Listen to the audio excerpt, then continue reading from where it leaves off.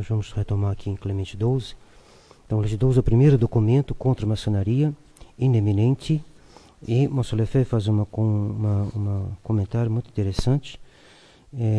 Os papas, Clemente XII, vai dar a razão pela qual ele vai condenar a maçonaria. Ele diz, ele vai dizer que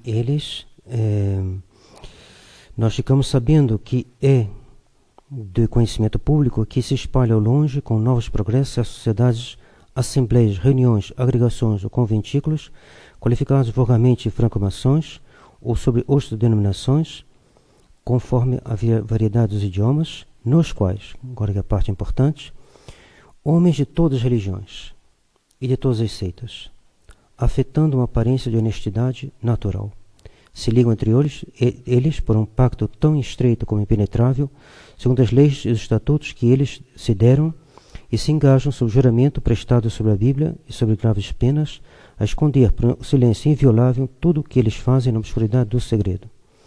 Dom Lefebvre comenta, essa definição é magnífica.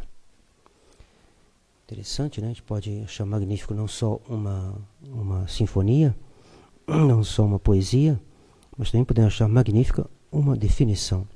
Por quê? Porque a definição, ela cola na realidade. E essa capacidade que o homem tem de colar com a realidade, exprimir a realidade, é o que faz a dignidade do homem. O homem é diferente do animal porque ele é um animal racional. Ele consegue apreender a coisa e exprimi-la. Então, qual é o vício fundamental, radical da maçonaria? É homens de todas as religiões. O fato de juntar as religiões, tornar isso conduz a um diferentismo religioso. Diferentismo religioso conduz à perda das almas. Acabou, ponto final. Que parece uma coisa interessante, né? Vamos abrir as portas, vamos ser gentis. O resultado é o fundo dos infernos. Por isso se diz esse ditado, o caminho do inferno está pavimentado de boas intenções, boas entre aspas, né? Intenções que se apresentam como boas, e uma delas é essa: a religião fez muitas guerras, dizia um autor francês, e existe alguma guerra, existe algum outro motivo pelo qual vale a pena fazer uma guerra do que a religião? Se matar pelo petróleo é tão mais digno do que se matar pela religião? Claro que não. Houve guerra de religiões? Ainda bem. Houve alguém que soube dar sua vida para defender algo que é superior aos bens deste mundo. Então, nas diversidades se grita com horror, né, que houve guerra de religião. Justamente, é a única razão realmente nobre de fazer uma guerra. As outras também são. Assim, são razões suficientes, né? O ladrão entra na sua casa, quer roubar toda a sua casa, você pode se defender, pode dar um tiro no ladrão. Mas a questão da religião é muito superior, não é? É evidente. Então, essa definição é magnífica. Primeiro, homens de todas as religiões, depois, que afetam uma aparência de honestidade natural. Isto é, que se revestem de uma aparência de filantropia, isto é, de amor pelo próximo, se fazendo passar por amigos do povo, amigos do progresso, amigos da sociedade. Isso não mudou. É também nos dias de hoje. Hoje também há ainda entre eles um pacto secreto. Depois é uma questão do pacto secreto. Né? Então a maçonaria, esse tripé, né? Todas as religiões, porque eles dizem que tem um grande arquiteto que está acima de todas as religiões,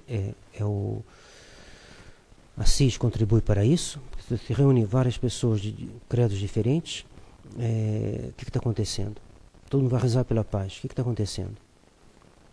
Tem alguma coisa aí que não está dita, que é que todos estão se dirigindo ao mesmo Deus com denominações diferentes. É exatamente a doutrina maçônica.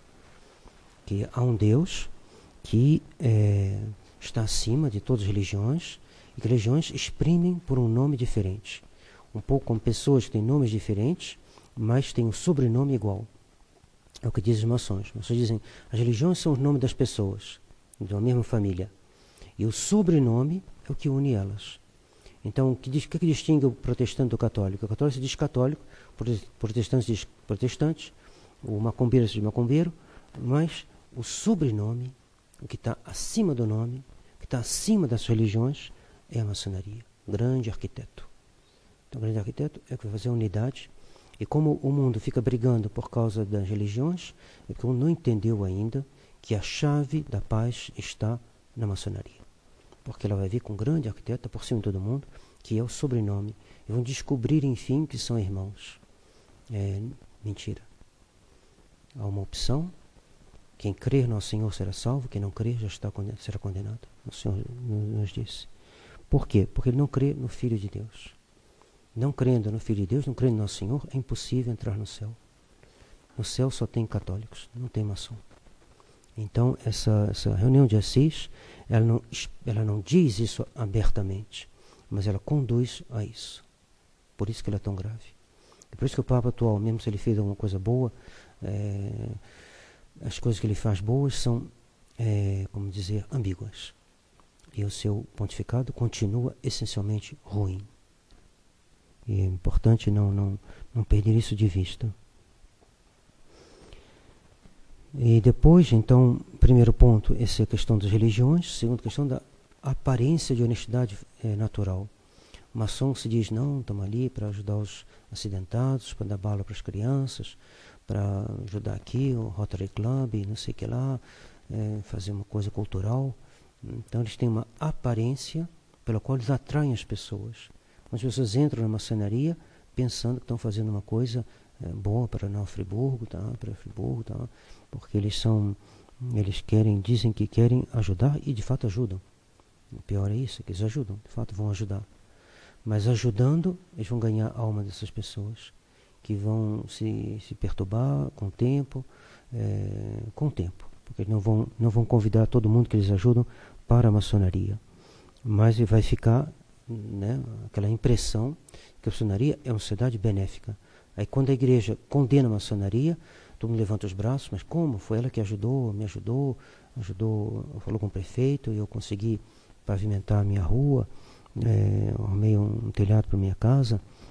Então, eles afetam essa aparência de honestidade natural para ganhar as almas, para a sua detestável doutrina, porque o que não é de Nosso Senhor, Nosso Senhor disse que não é por mim, é contra mim. Então, a maçonaria é contra Nosso Senhor. E a terceira, então, primeiro ponto, todas as religiões. Segundo ponto, aparência de honestidade natural. Aparência, porque os maçons, quanto mais sobem em grau, mais perversos são. E os graus superiores são os graus mais dados ao satanismo, missas negras, todas essas coisas. Os graus inferiores, menos. E uns que nem sabem o que estão fazendo lá dentro. Um dia, um senhor da maçonaria falou com um padre, que depois se tornou dominicano, padre Jandel, se não me engano, se tornou superior geral dos dominicanos, então uma documentação extremamente confiável e que se pode verificar. E ele falou, se eu podia vir na nossa reunião secretamente lá do pessoal mais, do núcleo, né, mais forte ali da maçonaria, porque eu queria que o senhor visse algumas coisas. Como estava um pouquinho perturbado, estava meio assim, e eu, então não sei se era para desafiar o padre, não sei bem a razão pela qual me falou isso. Aí o padre Jandel, que na época não era dominicano ainda, pelo que eu me lembro, ele foi perguntar ao bispo. O bispo falou que podia, então ele tirou a batina, botou uma veste assim e botou uma cruz por debaixo de um casacão, né? Aí foi. E lá na reunião, de fato, havia invocação do demônio, havia uma espécie de materialização do demônio, e quando aquilo aconteceu, ele tirou a cruz e avançou. E aí foi um negócio tão horripilante, um barulho, um estrondo terrível, que ele mesmo ficou com medo e saiu correndo. Então ele saiu correndo, o homem que tinha levado ele saiu correndo também, e depois de correrem bastante, o homem segurou ele e falou: padre, você podia me receber na igreja católica e me confessar? Então, essa aparência de honestidade natural é uma aparência. Nem todos, agora os que não estão nos graus inferiores não sabem de nada, porque os graus superiores são proibidos de comunicar aos graus inferiores. Por isso que se trata de um impenetrável silêncio. Há também, ainda, entre eles um pacto secreto, que desengaja penas graves, até mesmo a morte, como se deveria ficar sabendo mais tarde, há um silêncio inviolável sobre suas verdadeiras atividades. É impossível saber ao certo o que se trama nessas sociedades. É o segredo absoluto. Por isso que a questão da maçonaria é tão complicada, porque a gente não sabe exatamente o que eles fazem. Mas a gente sabe que os papas condenaram. Isso basta para nós. Os papas insistiram sobre esse fato, diz Monsieur Lefebvre. As coisas feitas dessa forma não podem ser senão ruins. Se fossem boas, não haveria razão para escondê-las. Depois de Clemente XII, quando Clemente XII morreu, disseram que isso não valia mais. Então, ele excomungou, excomungou os maçons. Então, Bento XIV vai, de novo, fazer uma nova condenação e vai dar 6 razões. Não vamos ver as 6, mas vamos ver simplesmente, talvez, 2 primeiras, talvez a terceira também. Mas a primeira é interessante, ele retoma a mesma razão que Clemente XII e que se aplica à reunião de Assis, que vai se refazer no final desse ano. Aliás, a reunião de Assis foi refeita ao longo desses 25 anos, cada ano em um lugar diferente. A primeira razão repete com força o que já constatava Clemente XII. Então, Bento XIV, que era o Papa do tempo de São Afonso Ligório, diz que nessa espécie de sociedade se reúnem homens de todas as religiões e de todas as seitas. Basta isso. Por isso que São Pio X, quando os bispos alemães perguntaram se podiam aprovar os sindicatos interconfessionais, São Pio X falou, não. A gente não mistura católico com quem não é católico. Numa coisa estável. Claro, dentro de um ônibus você vai fazer o quê? Mas para fazer uma associação que vai tomar atitudes que tem uma repercussão, que tem um valor moral, eu não posso me associar com quem não é católico. Por quê? Porque a moral dos não católicos não é a moral dos católicos. A decisão que vai tomar um partido comunista, ou um partido que seja, para fazer uma greve injusta, é um pecado. E se eu estou associado a esse pessoal e a greve passar, eu sou corresponsável, eu tenho que ir embora. Então, por que adianta começar para eu ter que ir embora no dia seguinte? A situação fica pior ainda. Por isso que a gente não pode fazer acordo com Roma atual, com os modernistas. Por quê? Porque, como diz o Monsieur Lefebvre, depois vão querer que a gente faça coisas erradas, a gente vai dizer não, e a situação vai ficar pior do que antes. Por isso que ele aconselhou, não sigam Dom Gerard, no acordo que ele está fazendo. Então, a primeira razão repete com força o que já constatava Clemente XII, que nessa espécie de sociedade se reúnem homens de todas as religiões, de todas as seitas. E Bento XIV acrescenta, de onde se vê claramente o mal que pode resultar para a religião católica. É claro.